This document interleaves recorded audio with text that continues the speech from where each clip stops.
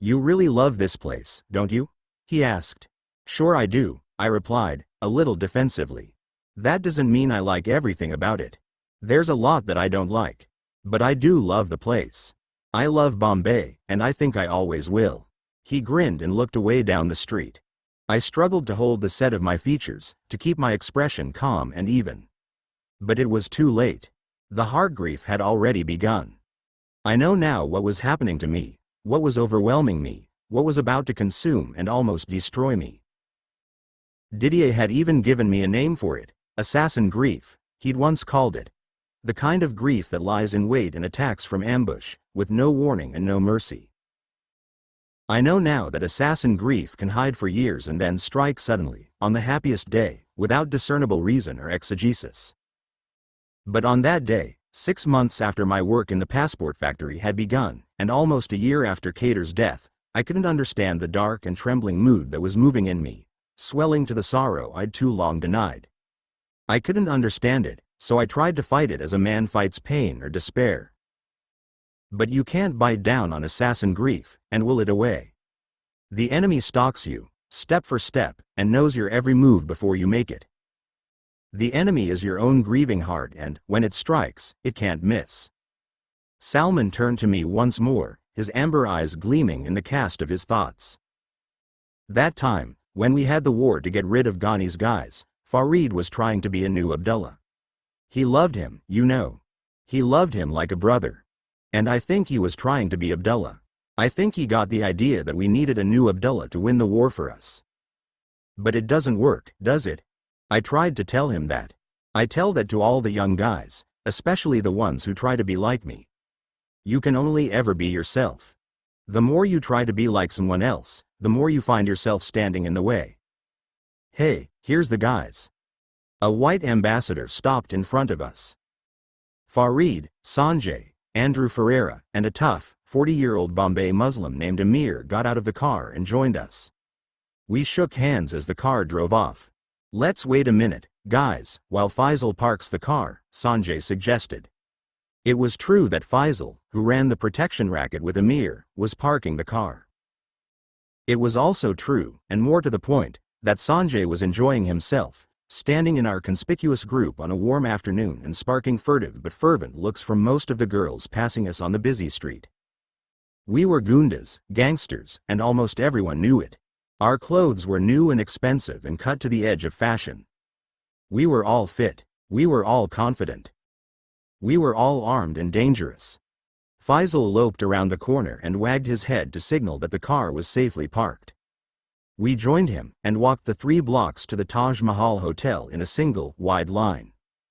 The route from Regal Circle to the Taj Hotel crossed spacious, open, crowded squares. We held our line easily as the crowds parted for us. Heads turned as we passed, and whispers whirled in our wake. We climbed the white marble steps at the Taj, and walked through to the Shamiana restaurant on the ground floor. 2 waiters settled our group at a long, reserved table near a tall window with a courtyard view. I sat at one end of the table, nearest to the exit. The strange and overpoweringly dark mood that had stirred in me with Salman's little phrase grew stronger by the minute. I wanted to be free to leave at any moment, without upsetting the balance of the group. The waiters greeted me with broad smiles, calling me Gaulle, or countryman, the Indian equivalent of the Italian paesano. They knew me well, the Gora who spoke Marathi, and we chatted for a while in the village dialect I'd learned in Sundar more than 4 years before. Food arrived, and the men ate with good appetite.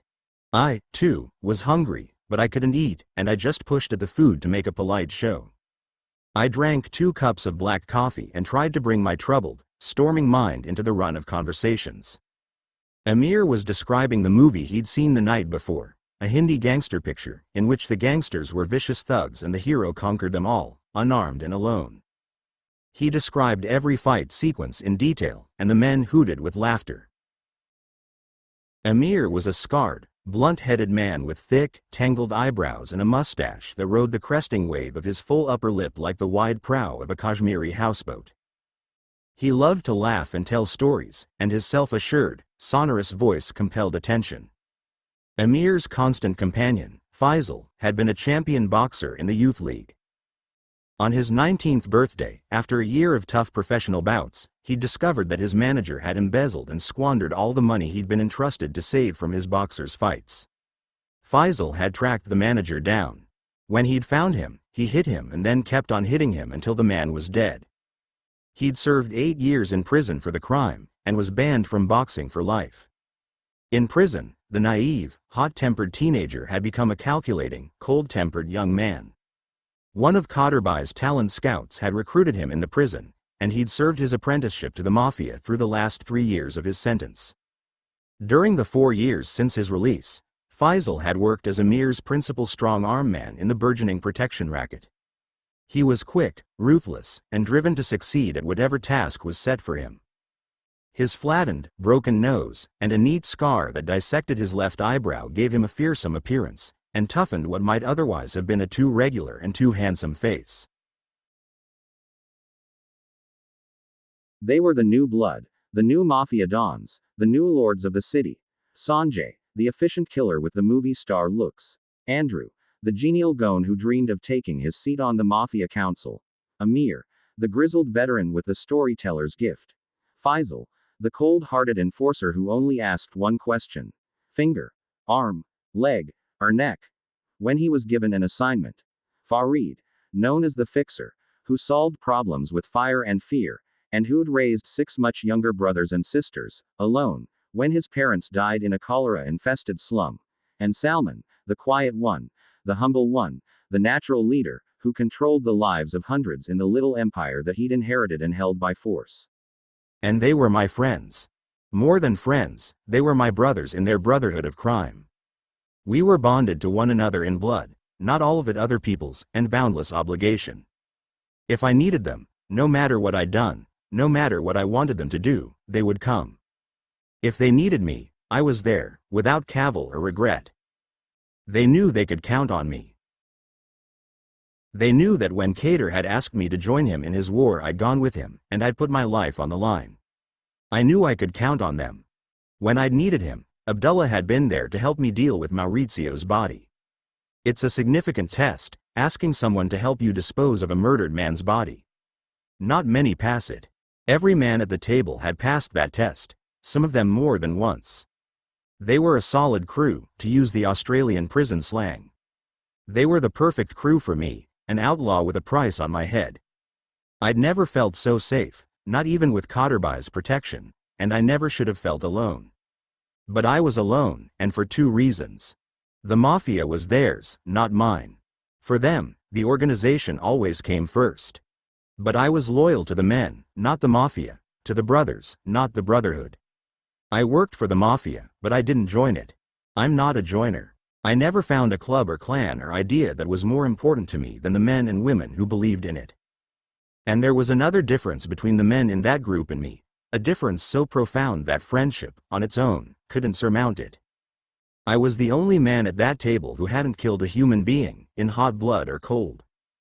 Even Andrew, amiable and garrulous young Andrew, had fired his Beretta at a cornered enemy, one of the Sapna killers, and emptied all 7 rounds of the magazine into the man's chest until he was, as Sanjay would have said, 2 or 3 times dead.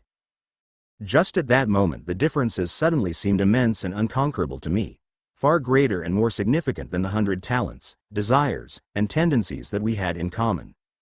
I was slipping away from them, right there and then, at the long table in the Taj. While Amir told his stories and I tried to nod and smile and laugh with the others, grief came to claim me. The day that had started well, and should have been like any other, had spun askew with Salman's little words. The room was warm, but I was cold. My belly hungered, but I couldn't eat. I was surrounded by friends, in a vast, crowded restaurant, but I was lonelier than a mujahideen sentry on the night before battle. And then I looked up to see Lisa Carter walk into the restaurant. Her long, blonde hair had been cut. The new short style suited her open, honest, pretty face. She was dressed in pale blue, her favorite color, a loose shirt and pants, with matching blue sunglasses propped in her thick hair. She looked like a creature of light, a creature made out of sky and clean, white light. Without considering what I was doing, I stood and excused myself and left my friends. She saw me as I approached her.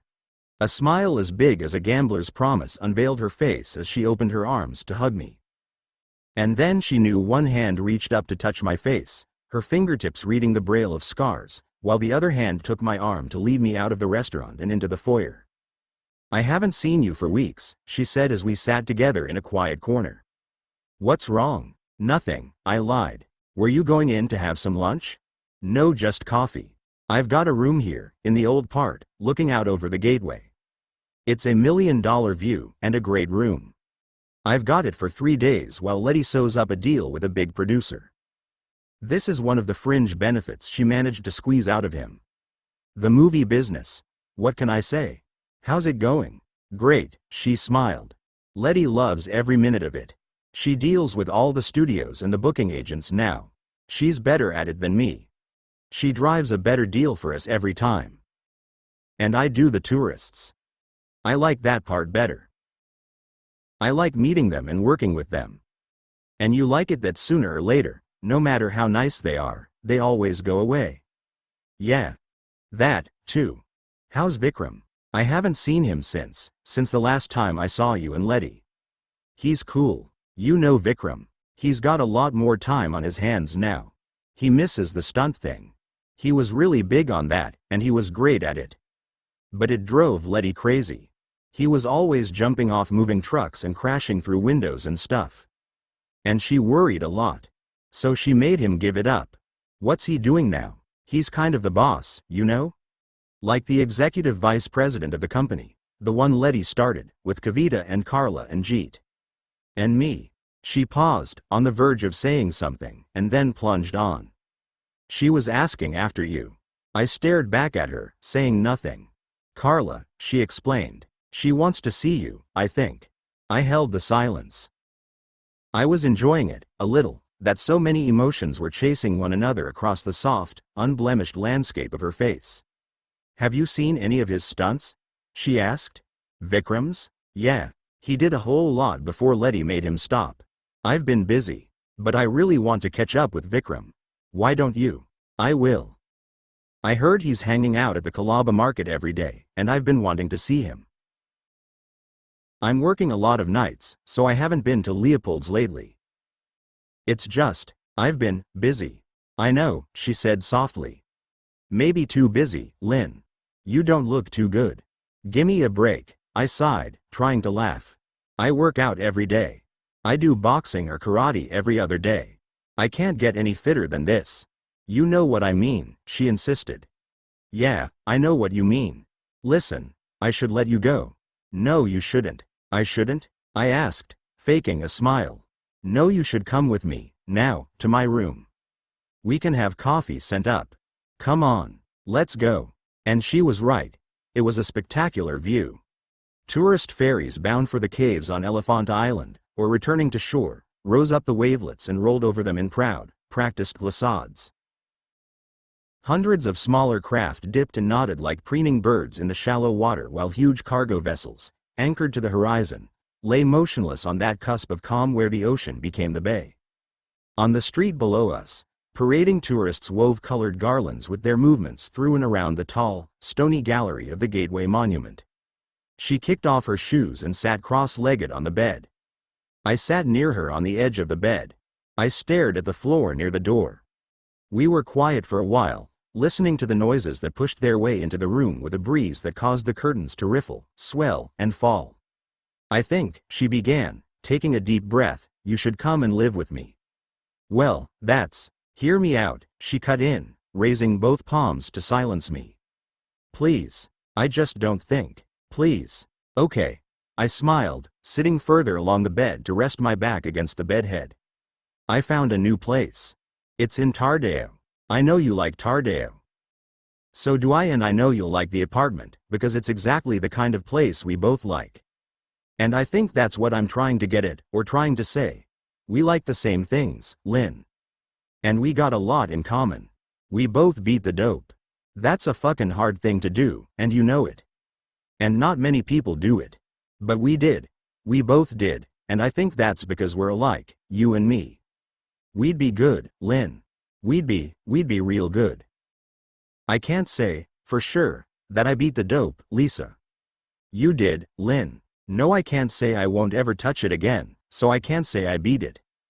But that's even more reason to get together, don't you see? She insisted, her eyes pleading and close to tears. I'll keep you straight. I can say I won't ever touch it again, because I hate the stuff. If we're together, we can work the movie business, and have fun, and watch out for each other. There's too much. Listen, if you're worried about Australia and jail, we could go somewhere else, somewhere they'll never find us. Who told you about that? I asked, keeping my face straight. Carla did, she answered evenly. It was in the same little conversation we had once, where she told me to look after you. Carla said that? Yeah. When? A long time ago. I asked her about you, about what her feelings were, and what she wanted to do. Why? Why? I replied slowly, reaching out to cover her hand with mine. Why did you ask Carla about her feelings? Because I had a crush on you, stupid, she explained, holding my eye for a second and then looking away again. That's why I went with Abdullah, to make you jealous or interested and just to be close to you, through him, because he was your friend. Jesus, I sighed. I'm sorry. Is it still Carla? She asked, her eyes following the rise and breathless fall of the curtains at the window. Are you still in love with her? No. But you still love her? Yes. And, how about me? She asked. I didn't answer because I didn't want her to know the truth. I didn't want to know the truth myself. And the silence thickened and swelled until I could feel the tingling pressure of it on my skin. I've got this friend, she said at last. He's an artist. A sculptor. His name's Jason. Have you ever met him? No, I don't think so. He's an English guy, and he's got a real English way of looking at things. It's different than our way, our American way, I mean. He's got a big studio out near Juvu Beach. I go there sometimes. She was silent again. We sat there, feeling the breeze alternately warm and cool as the air from the street and the bays swirled into the room. I could feel her eyes on me like a blush of shame. I stared at our two hands joined and resting on the bed. The last time I went there, he was working on this new idea. He was filling empty packaging with plaster, using the bubble packs that used to have toys in them, you know, and the foam boxes you get packed around a new TV set. He calls them negative spaces. He uses them like a mold, and he makes a sculpture out of them. He had 100 things there, shapes made out of egg cartons, and the blister pack that a new toothbrush came in, and the empty package that had a set of headphones in it. I turned to look at her. The sky in her eyes held tiny storms. Her lips, embossed with secret thoughts, were swollen to the truth she was trying to tell me. I walked around there, in his studio, you know, looking at all these white sculptures, and I thought, that's what I am. That's what I've always been. All my life. Negative space. Always waiting for someone, or something, or some kind of real feeling to fill me up and give me a reason. Ellipsis single quote. When I kissed her, the storm from her blue eyes came into our mouths, and the tears that slid across her lemon-scented skin were sweeter than honey from the sacred bees in Mambadevi's jasmine temple garden. I let her cry for us. I let her live and die for us in the long, slow stories our bodies told. Then, when the tears stopped, she surrounded us with poised and fluent beauty, a beauty that was hers alone, born in her brave heart, and substantialized in the truth of her love and her flesh. And it almost worked. We kissed again as I prepared to leave her room, good friends, lovers, gathered into one another then and forever by the clash and caress of our bodies, but not quite healed by it, not quite cured by it. Not yet. She's still there, isn't she? Lisa said, wrapping a towel around her body to stand in the breeze at the window. I've got the blues today, Lisa. I don't know why. It's been a long day. But that's nothing to do with us. You and me, that was good, for me, anyway. For me, too. But I think she's still there, Lynn.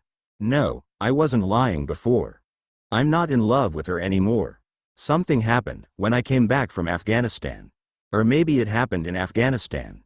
It just stopped. I'm going to tell you something, she murmured and then turned to face me, speaking in a stronger, clearer voice. It's about her. I believe you, what you said, but I think you have to know this before you can really say it's over with her. I don't need, please, Lynn. It's a girl thing. I have to tell you because you can't really say it's over with her unless you know the truth about her, unless you know what makes her tick. If I tell you, and it doesn't change anything or make you feel different than how you feel now, then I'll know you're free. And if it does make a difference? Well, maybe she deserves a second chance. I don't know. I can only tell you I never understood Carla at all until she told me. She made sense after that. So, I guess you have to know. Anyway, if there's anything gonna happen for us, I want it to be clear, the past, I mean. Okay. I relented, sitting in a chair near the door. Go ahead. She sat on the bed once more, drawing her knees up under her chin in the tight wrap of the towel. There were changes in her, and I couldn't help noticing them. A kind of honesty, maybe, in the way her body moved, and a new, almost languorous release that softened her eyes. They were love changes, and beautiful for that, and I wondered if she saw any of them in me, sitting still and quiet near the door. Did Carla tell you why she left the States? She asked, knowing the answer. No, I replied, choosing not to repeat the little that Khaled had told me on the night that he walked into the snow. I didn't think so. She told me she wasn't going to tell you about it. I said she was crazy. I said she had to level with you. But she wouldn't. It's funny how it goes, isn't it? I wanted her to tell you, then, because I thought it might put you off her. Now, I'm telling you, so that you can give her one more chance, if you want to. Anyway, here it is. Carla left the States because she had to. She was running away, because she killed a guy. I laughed. It was a small chuckle, at first, but it rolled and rumbled helplessly into a belly laugh. I doubled over, leaning on my thighs for support. It's really not that funny, Lynn. Lisa frowned. No, I laughed, struggling to regain control. It's not that. It's just, shit. If you knew how many times I worried about bringing my crazy, fucked up life to her. I kept telling myself I had no right to love her because I was on the run. You gotta admit, it's pretty funny. She stared at me, rocking slightly as she hugged her knees. She wasn't laughing. Okay. I exhaled, pulling myself together. Okay, go on. There was this guy, she continued, in a tone that made it clear how serious she considered the subject. He was the father of one of the kids she used to babysit for, when she was a kid herself. She told me about it. She did? Okay, then you know. And nobody did anything about it. And it messed her up pretty bad. And then, one day, she got herself a gun, and she went to his house when he was alone, and she shot him. 6 times. 2 in the chest, she said, and 4 in the crotch. Did they know it was her? She's not sure. She knows she didn't leave any prints there, at the house. And nobody saw her leave. She got rid of the gun. And she scrammed out of there, right out of the country, real fast. She's never been back, so she doesn't know if there's a sheet on her or not. I sat back in the chair and let out a long, slow breath. Lisa watched me closely, her blue eyes narrowing slightly and reminding me of the way she'd looked at me on that night, years before, in Carla's apartment. Is there any more? No, she answered, shaking her head slowly, but holding my eyes in the stare. That's it. Okay. I sighed, running a hand over my face and standing to leave. I went to her and knelt on the bed beside her with my face close to hers. I'm glad you told me, Lisa. It makes a lot of things clearer. I guess. But it doesn't change anything in how I feel. I'd like to help her if I could, but I can't forget what happened, and I can't forgive it either. I wish I could. It'd make things a lot easier. It's bad, loving someone you can't forgive. It's not as bad as loving someone you can't have, she countered, and I kissed her. I rode the elevator down to the foyer alone with the crowd of my mirror selves. Beside and behind me, still and silent, not one of them was able to meet my eye. Once through the glass doors, I walked down the marble steps and across the wide forecourt of the Gateway Monument to the sea. Beneath the arched shadow, I leaned on the seawall and looked out at the boats carrying tourists back to the marina. How many of those lives, I wondered, watching the travelers pose for one another's cameras, are happy and carefree and simply free? How many of them are sorrowing? How many are? And then the full darkness of that long-resisted grieving closed around me. I realized that for some time I'd been gritting my teeth and that my jaw was cramped and stiff, but I couldn't unlock the muscles. I turned my head to see one of the street boys, someone I knew well, doing business with a young tourist. The boy, Mukul, sent his eyes left and right, lizard quick, and passed a small, white packet to the tourist. The man was about 20 years old, tall and fit and handsome. I guessed him to be a German student, and I had a good eye. He hadn't been in the city long. I knew the signs. He was new blood, with money to burn and the whole world of experience open to him. And there was a spring in his step as he walked away to join his friends. But there was poison in the packet in his hand. If it didn't kill him outright, in a hotel room somewhere, it would deepen in his life, maybe, as it did once in mine, until it poisoned every breathing second.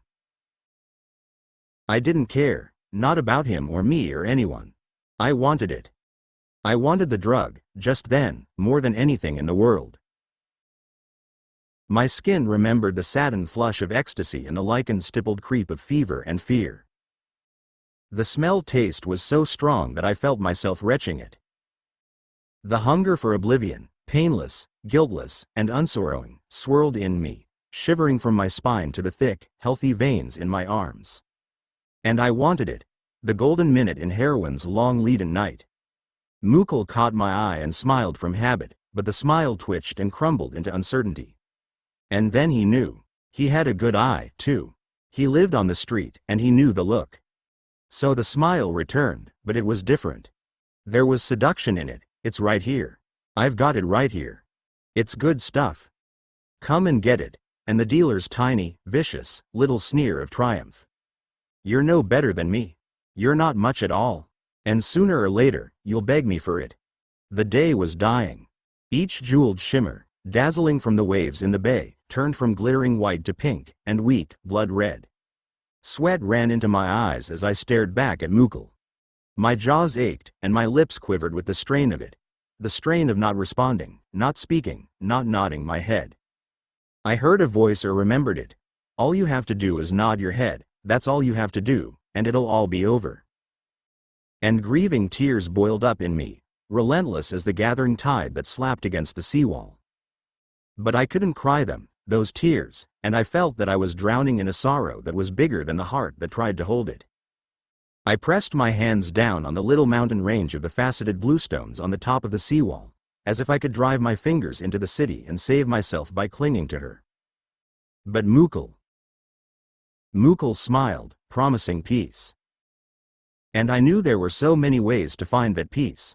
I could smoke it in a cigarette, or chase it on a piece of foil, or snort it, or puff it in a chillum, or spike it into my vein, or just eat it, just swallow it and wait for the creeping numbness to smother every pain on the planet.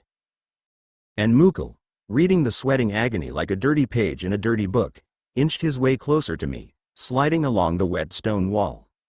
And he knew it. He knew everything. A hand touched my shoulder. Mukul flinched as if he'd been kicked, and backed away from me, his dead eyes dwindling to nothing in the burning splendor of the setting sun. And I turned my head to stare into the face of a ghost. It was Abdullah, my dead friend, killed in a police ambush too many suffering months before.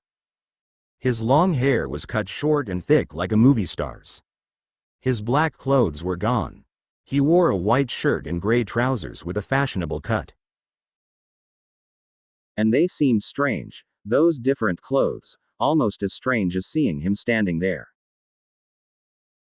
But it was Abdullah Taheri, his ghost, as handsome as Omar Sharif on his 30th birthday, as lethal as a big cat prowling, a black panther, and with those eyes the color of sand in the palm of your hand a half hour before sunset. Abdullah, it is so good to see you, Lin brother. Shall we go inside and drink some chai? That was it. Just that. Well, I can't do that. Why not? The ghost asked, frowning.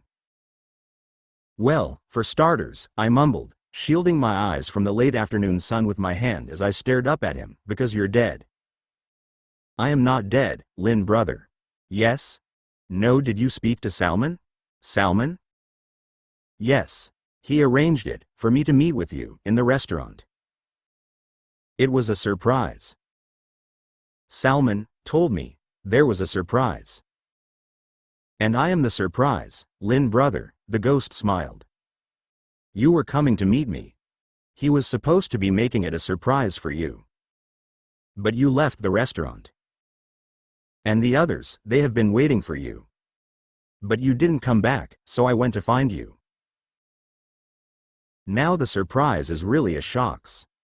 Don't say that, I snapped, remembering something Crabacre had once said to me, and still reeling, still confused.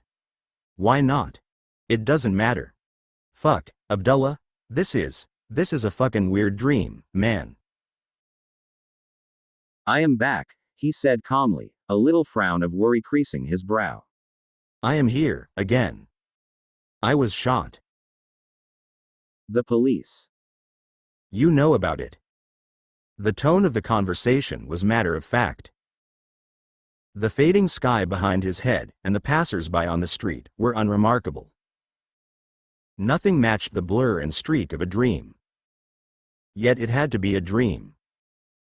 Then the ghost lifted his white shirt to reveal his many wounds, healed and healing into dark-skinned rings, whorls, and thumb-thick gashes. Look, Lin brother, the dead man said. I was shot, yes, many times, but I did live.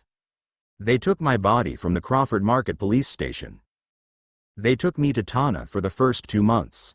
Then they took me to Delhi. I was in hospital for 1 year. It was a private hospital, not far from Delhi. It was a year of many operations. Not a good year, Lin brother. Then it was almost another year to become well, Nushkarallah. Abdullah, I said, reaching out to hug him. The body was strong. Warm. Alive. I held him tightly, clamping my hand to my wrist behind his back. I felt the press of his ear against my face, and smelt the soap on his skin. I heard his voice passing from his chest to mine like ocean sonancies, sounding and resounding, wave on wave through shores of tight wet sand at night. Eyes closed, and clinging to him, I floated on the dark water of the sorrowing I'd done for him, for both of us. Heart crippled with fear that I was mad, that it really was a dream, a nightmare, I held him until I felt the strong hands push me gently to the length of his extended arms. It is okay, Lin, he smiled. The smile was complex, shifting from affection to solace, and a little shocked, perhaps, at the emotion in my eyes. It is okay. It's not okay. I growled, breaking away from him. What the fuck happened? Where the fuck have you been? And why the fuck didn't you tell me? No, I could not tell you. Bullshit. Of course you could. Don't be so stupid. No, he insisted, running a hand through his hair and squinting his eyes to fix me with a determined stare. Do you remember, one time, we were riding the motorcycles, and we saw some men? They were from Iran. I told you to wait at the motorcycles, but you did not. You followed me, and we fought those men together. Do you remember? Yes. They were enemies of mine. And they were Kader Khan's enemies, also. They had a connect to the Iran secret police, the new SAVAK. Can we, wait a minute, I interrupted, reaching backwards to support myself against the sea wall. I need a cigarette. I flipped open the box to offer him one. Did you forget? He asked, grinning happily. I do not smoke the cigarettes. And you should not also, Lin brother. I only smoke the hashish. I have some, if you would like. Fuck that, I laughed, lighting up. I'm not getting stoned with a ghost. Those men, the men we fought, they did some business here. Mostly drugs business, but sometimes guns business and sometimes passports. And they were spies against us, reporting about any of us from Iran who ran away from the Iraq War.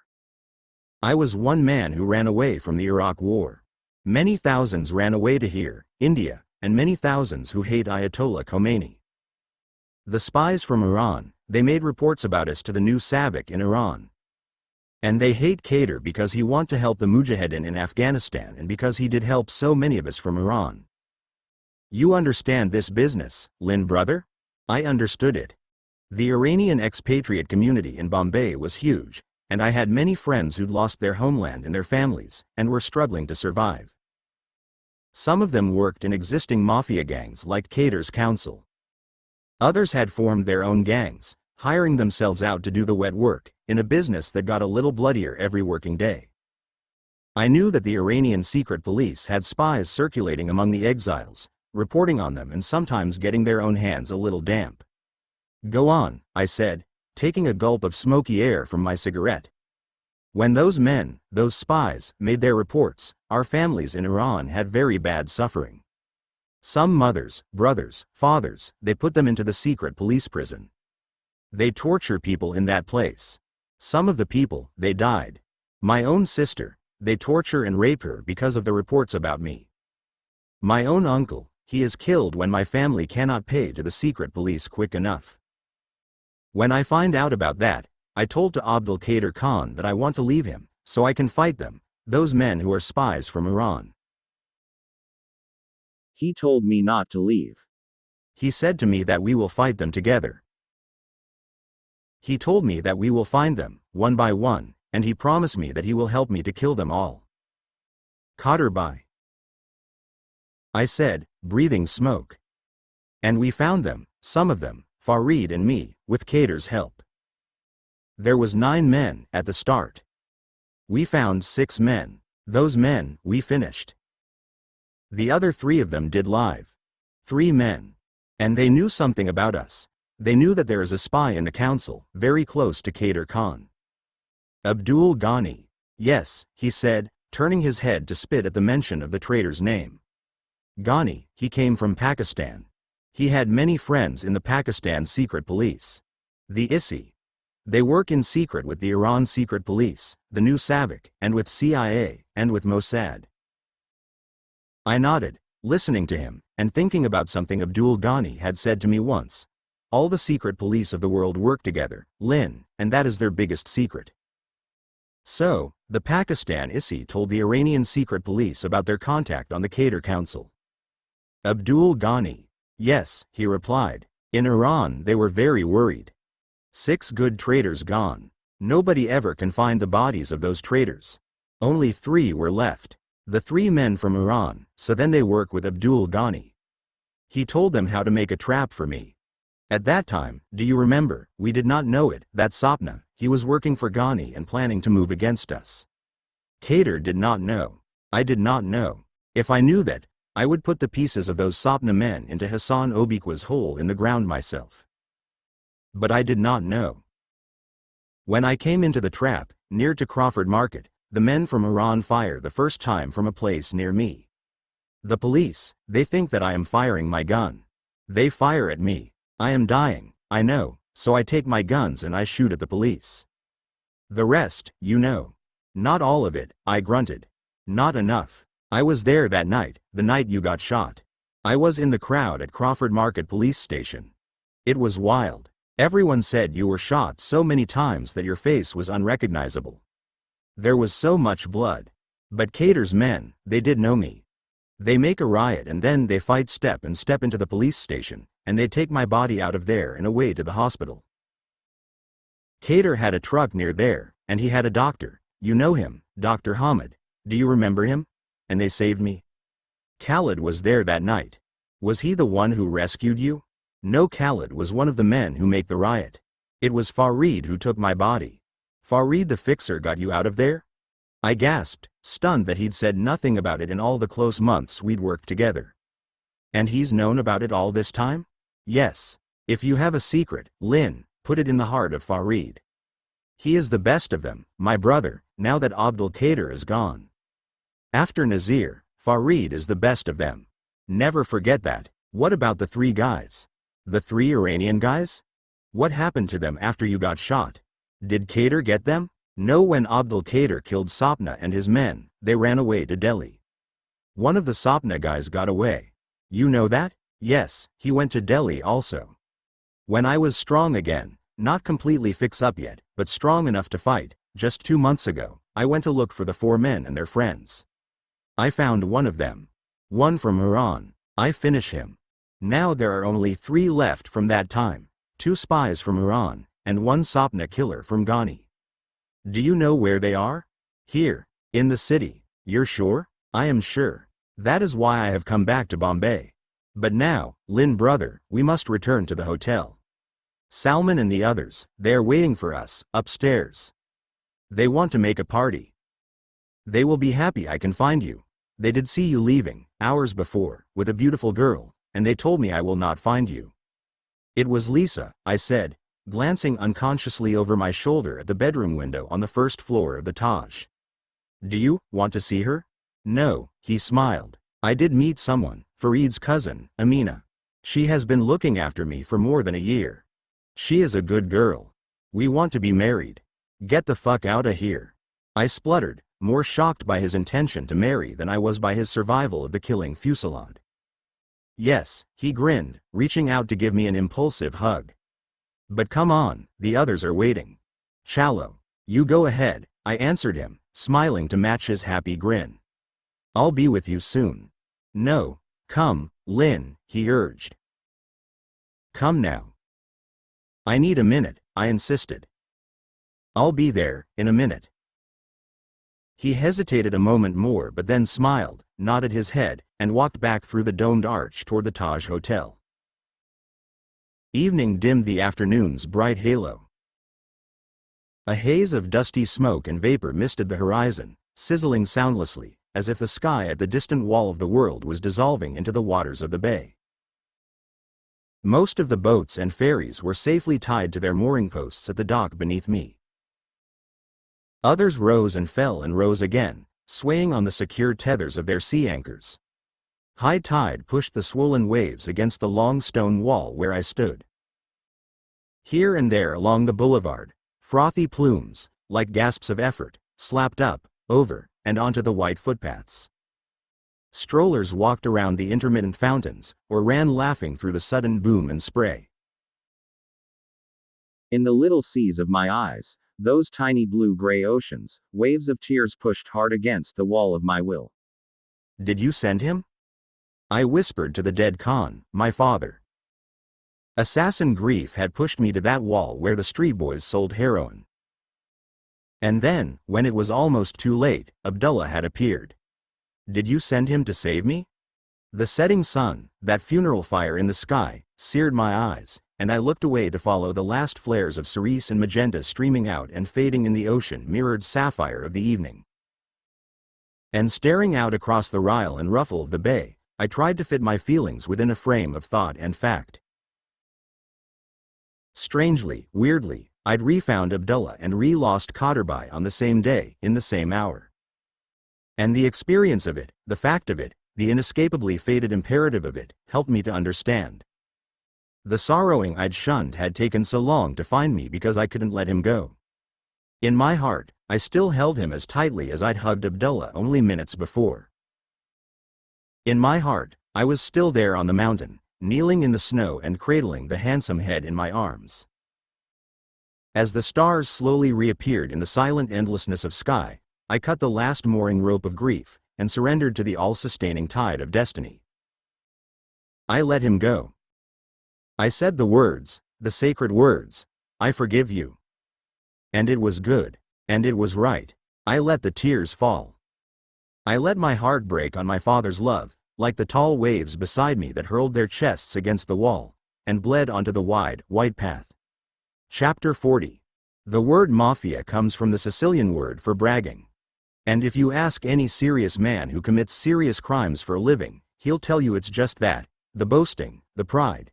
That gets most of us in the end. But we never learn. Maybe it's not possible to break laws without boasting about it to someone. Maybe it's not possible to be an outlaw without being proud in some way. Certainly, in those last months of the old mafia, the brotherhood that Qadrbai had designed, steered, and ruled, there was plenty of boasting and no less pride. But it was the last time that any of us in that corner of Bombay's underworlds of crime could have said, with complete honesty, that we were proud to be gangsters. Kader Khan had been dead for almost 2 years, but his precepts and principles still dominated the day-to-day operations of the Mafia Council he'd founded. Kader had hated heroin, and he'd refused to deal in the drug or permit anyone else but desperately addicted street junkies to trade in it within the areas he'd controlled. Prostitution had also appalled him. He'd seen it as a business that injured women, degraded men, and blighted the community where it occurred. The hemisphere of his influence had extended to all the streets, parks, and buildings across several square kilometers. Within that little kingdom, any man or woman who hadn't kept their involvement with prostitution and pornography to very low, very discreet levels of activity had risked his condign punishment. And that situation prevailed under the new council headed by Salman Mustan. Old Saban Mahmud, still the nominal head of the council, was gravely ill. In the years since Kader died, he'd suffered 2 strokes that had left his speech and much of his movement severely impaired. The council moved him into Kader's beach house in Versova, the same house where I'd gone through cold turkey with Nazir. They ensured that the aged Don had access to the best medical treatments, and arranged for his family and his servants to attend him. Nazir slowly groomed Kader's nephew, young Tariq, for what most on the council assumed would be a leading role despite the boy's pedigree, his maturity, and his unusually solemn demeanor. There was no one, man or boy, whose dour, fervent intensity reminded me so much of Khalid. Tariq was deemed to be too young to claim a council position or even to attend the council meetings. Instead, Nazir gave him duties and responsibilities that more gradually acquainted him with the world he might one day command. In all practical senses, Salman Mustan was the Don, the new Khan, the leader of the council and the ruler of Qadarbai's mafia. And Salman, as everyone who knew him testified, was Qadarbai's man, body and soul. He governed the actions of the clan as if the gray-haired lord was still there, still alive, advising and cautioning him in private sessions every night. Most of the men supported Salman unquestioningly. They understood the principles involved, and agreed that they were worth upholding.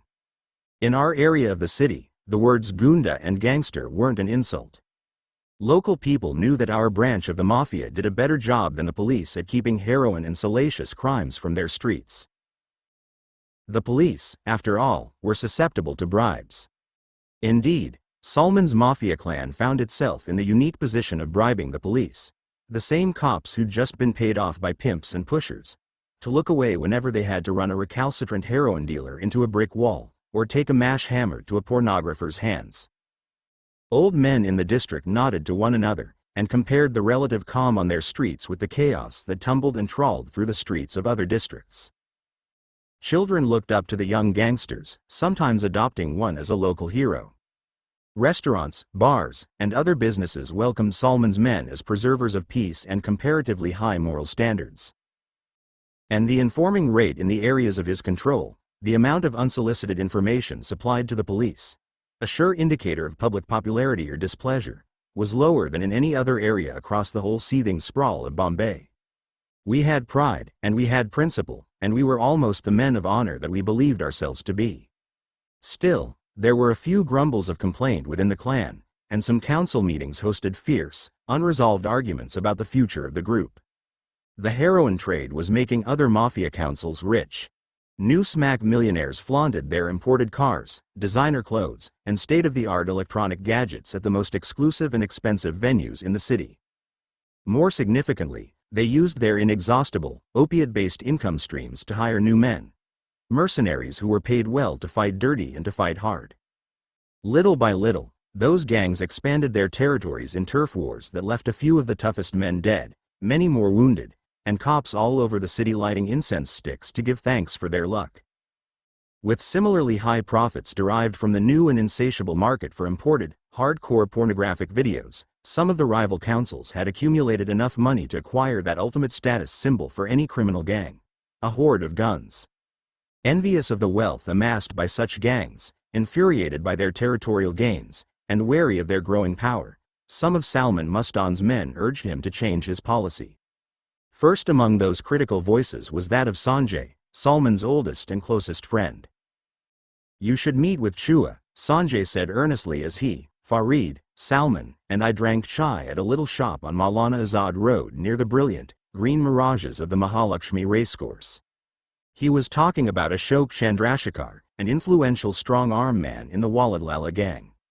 He'd used Ashok's nickname, Chua, meaning the rat. I've met with the fucker, Yar, Salman sighed. I meet him all the time. Every time one of his guys tries to squeeze out a corner of our territory, I meet with Chua to set it straight. Every time our guys get in a fight with his guys, and give them a solid pasting, I meet with Chua. Every time he makes an offer to join our council to his, I meet with him. I know the fucker too well. That's the problem. The Waladlala Council held a contiguous border with our own. Relations between the gangs were generally respectful but not cordial. Walid, the leader of the rival council, had been a close friend of Qadrbai and, with him, was one of the original founders of the council system. Although Walid had led his council into the heroin and pornography trade that he, like Qadrbai, had once despised, he'd also insisted that no conflict with Salman's council should occur. Chua, his second in command, had ambitions that strained at the leash of Walid's control. Those ambitions led to disputes and even battles between the gangs, and all too often forced Salman to meet with the rat at stiffly formal dinners held on neutral ground in a suite at a five-star hotel. No, but you haven't really talked to him, one-on-one like, about the money we can make. If you did, Salman brother, I know you'd find out he talks a lot of sense. He's making crores out of the fucking garage, man. The junkies can't get enough of the shit. He has to bring it in by fucking train. And the blue movies thing, man, it's going crazy. I swear. It's a fucking deadly business, Yar. He's making 500 copies of every movie, and selling them for 500 each. That's 2.5 lakhs, Salman, for every fucking blue movie. If you could make money like that by killing people, India's population problem would be solved in a month. You should just talk to him, Salman brother. I don't like him, Salman declared. And I don't trust him, either. One of these days, I think he'll have to finish the Mattitude once and for all. That's not a very promising way to start up a business, nah? If it comes to that, I'll kill the Gandu for you, brother, and it will be my pleasure. But up to then, like, before we actually have to kill him, we can still make a lot of money with him. I don't think so. Sanjay looked around the table for support, and finally appealed to me. Come on, Lin. What do you think? It's council business, Sanju, I replied, smiling at his earnestness. It's got nothing to do with me. But that's why I'm asking you, Lin Baba. You can give us an independent point of view, like. You know Chua. And you know how much money there is in the heroin. He's got some good money ideas, don't you think so? Array, don't ask him. Farid cut in. Not unless you want the truth.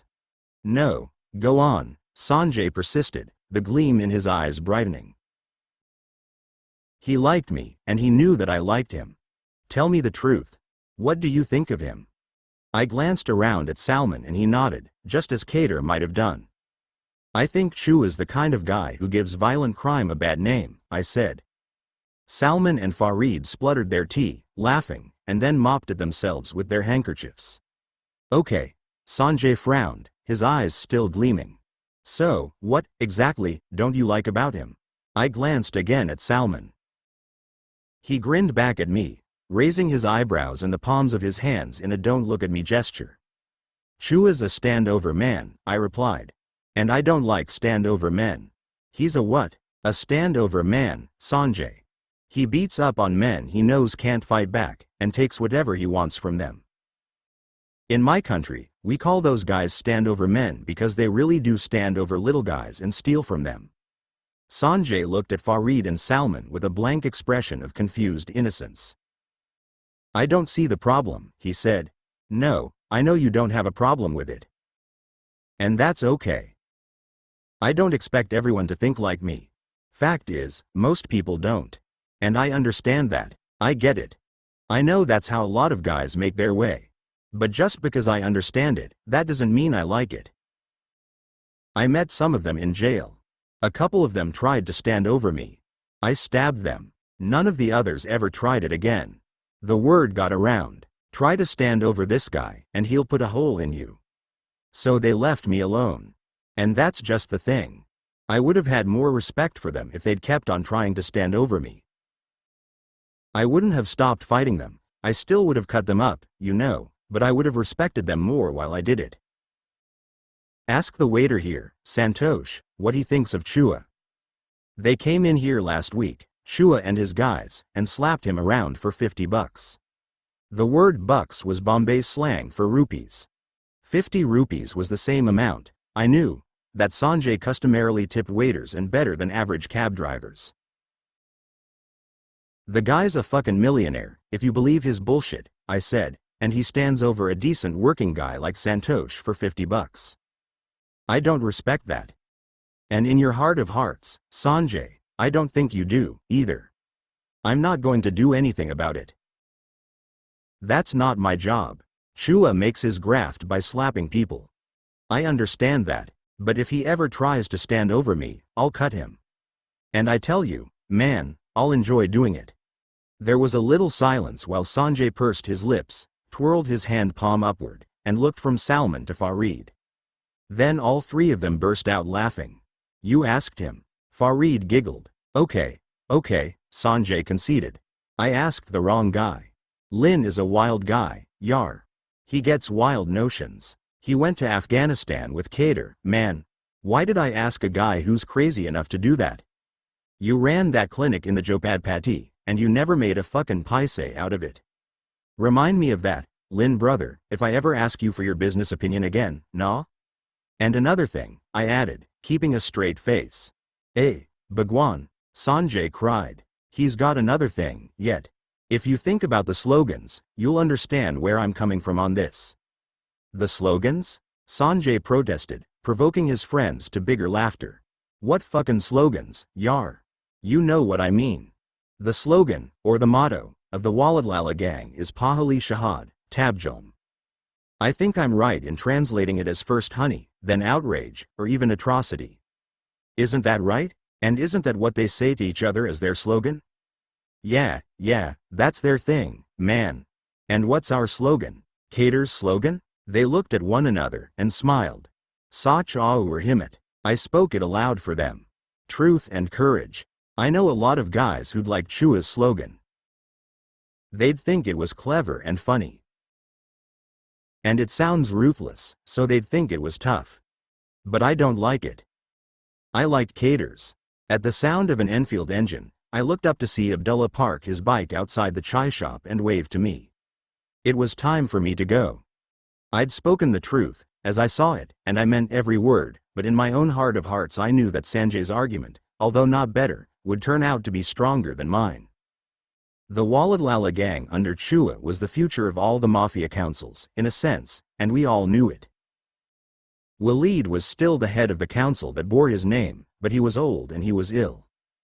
He'd ceded so much power to Chua that it was the younger Don who ruled. Chua was aggressive and successful, and he gained new ground by conquest or coercion every few months. Sooner or later, if Salman didn't agree to merge with Chua, that expansion would come to open conflict, and there would be a war. I hoped, of course, that Kader's council, under Salman, would win. But I knew that, if we did win, it would be impossible to claim Chua's territory without also absorbing his trade in heroin, women, and porn. It was the future, and it was inevitable. There was simply too much money in it. And money, if the pile gets high enough, is something like a big political party. It does as much harm as it does good. It puts too much power in too few hands, and the closer you come to it the dirtier you get. In the long run, Salman could walk away from the fight with Chua, or he could defeat him and become him. Fate always gives you two choices, Scorpio George once said, the one you should take, and the one you do. But hey, I said, standing to leave, it's got nothing to do with me. And frankly, I don't really give a damn one way or the other. My ride is here. I'll see you guys later. I walked out, with Sanjay's protests and his friends' laughter rattling above the clatter of cups and glasses. Bahan chewed. Gandu. Sanjay shouted. You can't fuck up my rave like that and then walk out, yar. Come back here. As I approached him, Abdullah kick-started the bike and straightened it from the side stand, ready to ride. You're in a hurry for your workout, I said, settling myself onto the saddle of the bike behind him. Relax. No matter how fast we get there, I'm still going to beat you, brother. For 9 months, we'd trained together at a small, dark, sweaty, and very serious gym near the Elephant Gate section of Ballard Pier. It was a Gunda's gym set up by Hussein, the one-armed survivor of Kader's battle with the Sapna assassins. There were weights and benches, a judo mat, and a boxing ring. The smell of man's sweat, both fresh and fouled into the stitching of leather gloves and belts and turnbuckles, was so eye-wateringly rancid that the gym was the only building in the city block that rats and cockroaches spurned. There were bloodstains on the walls and the wooden floor, and the young gangsters who trained there accumulated more wounds and injuries in a workout week than the emergency ward of a city hospital on a hot Saturday night. Not today. Abdullah laughed over his shoulder, pulling the bike into a faster lane of traffic. No fighting today, Lynn. I am taking you for a surprise. A good surprise. Now I'm worried, I called back. What kind of surprise? You remember when I took you to see Dr. Hamid? You remember that surprise? Yeah, I remember. Well, it is better than that. Much better. Well, I'm still not very relaxed about it. Gimme another hint. You remember when I sent you the bear for hugging? Kano. Sure, I remember. Well, it is much better than that. A doctor and a bear, I called out above the growl of the engine. There's a lot of space between them, brother. One more hint.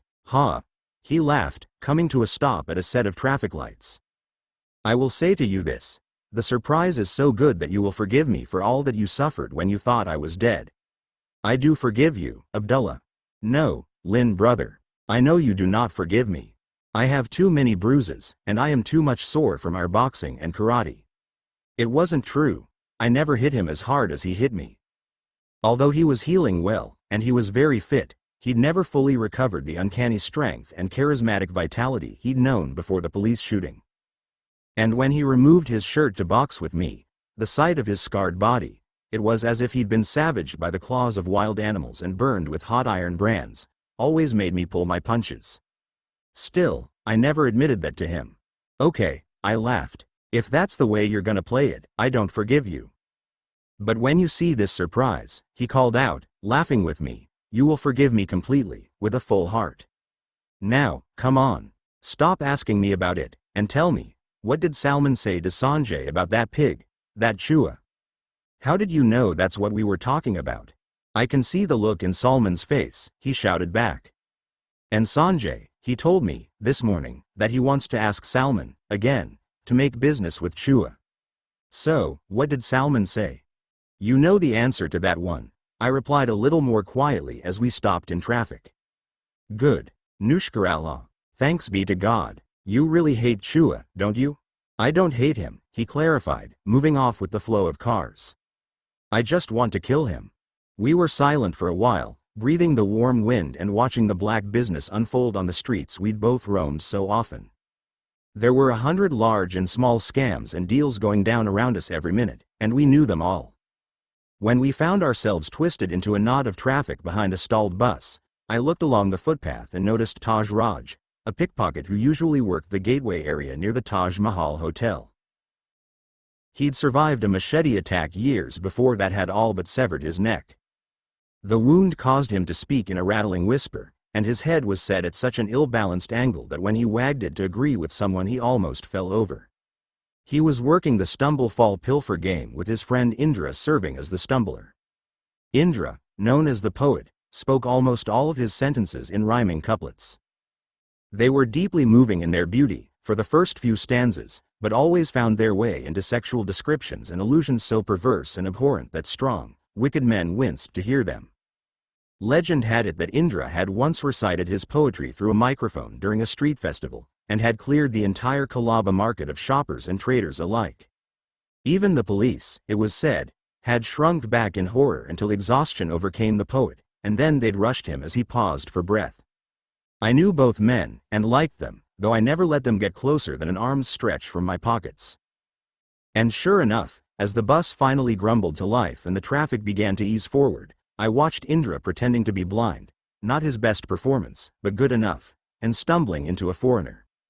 And Taj Raj, the helpful passerby, assisted both of them to their feet, and relieved the foreigner of his burdensome wallet. Why? I asked, when we were moving through free space again. Why what? Why do you want to kill Chua?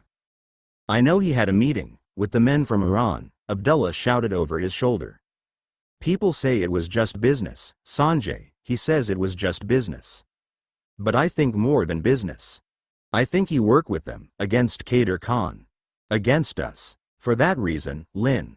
Okay. I called back, pleased to have my own instincts about Chua confirmed, but worried for my wild, Iranian friend. But don't do anything without me, okay?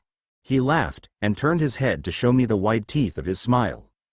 I'm serious, Abdullah. Promise me. Thick Hain. Lin brother, he shouted in reply. I will call you, when the time is right. He coasted the bike to a stop and parked it outside the Strand Coffee House, one of my favorite breakfast dives, near the Kalaba market. What the hell's going on? I demanded as we walked toward the market. Some surprise. I come here nearly every day. I know, he answered, grinning enigmatically. And I am not the only one who knows it. What's that supposed to mean? You will find out, Lin brother. Here are your friends. We came upon Vikram Patel and the Zodiac George, Scorpio and Gemini, sitting comfortably on bulging sacks of lentils beside a pulses stall, and drinking chai from glasses. Hey, man, Vikram greeted me, pull up a sack and make yourself at home. Abdullah and I shook hands all round and, as we sat down on the row of sacks, Scorpio George signaled a chai runner to bring 2 more glasses. The passport work was often keeping me busy at night because Krishna and Vilu, both of them with young children in their growing families, had taken to staggering their shifts, giving themselves valuable hours at home during the day. That work with the books, and other commitments to the Salman Council, prevented me from going to Leopold's as often as I once had. Whenever I could, I'd met with Vikram and the George near Vikram's apartment on the edge of the Kalaba market. Vikram was there most days, after his lunch with Letty. He kept me up to date with the news from Leopold's. Didier had fallen in love, again, and Ranjit, Carla's new boyfriend, was becoming popular, and the George filled me in on what was going down on the streets. We thought you weren't coming today, man, Vikram said as the chai arrived. Abdullah gave me a lift, I replied, frowning at my friend's mysterious smile, and we got stuck in traffic. It was worth it, though. I had a front row seat for Taj Raj and Indra doing their stumble routine on MG Road. It was quite a show. He's not what he used to be, our Taj Raj, Gemini commented, hurling South London at us in the vowels of the last 2 words. Not as nimble, like. Since the accident, you know, his timing's a bit off. I mean, it's only reasonable, innit? His whole bleedin' head was damn near off, and all, so it's no wonder his timing's got a kink in it. At this point, Scorpio George interrupted, lowering his head and assuming the solemn piety we all knew well and dreaded more. I think we should all bow our heads in prayer. We glanced at one another, our eyes widening with alarm. There was no escape. We were too comfortable to move, and Scorpio knew it. We were trapped. Oh, Lord, Scorpio began. Oh, God, Gemini grumbled. And Lady, Scorpio continued. Infinite yin-yang spirit in the sky, we humbly ask you to hear the prayers, today, of 5 souls that you put into the world, and left in the temporary care of Scorpio, Gemini, Abdullah, Vikram, and Lin. What does he mean, temporary? Vikram whispered to me, and I shrugged in reply. Please help us, Lord, Scorpio intoned, his eyes shut and his face raised to heaven, which seemed, roughly, to be in the middle of the balcony on the 3rd floor of the Vijay Premnath Academy of Hair Coloring and Ear Boring. Please guide us to know what's right, and to do the right thing. And you can start, God, if you're of a mind, by helping out with the little business deal we're doing with the Belgian couple tonight. I don't have to tell you, Lord and Lady, how tricky it is to supply customers with good quality cocaine in Bombay. But, thanks to your providence, we managed to find 10 grams of A-grade snow, and, given the real bad drought on the streets, that was a mighty slick piece of work on your part, God, if you'll accept my professional admiration. Anyway, Gemini and me, we sure could use the commission on that deal, and it would be kinda nice not to get ripped off, or beaten up, or maimed, or killed. Unless, of course, that's in your plan.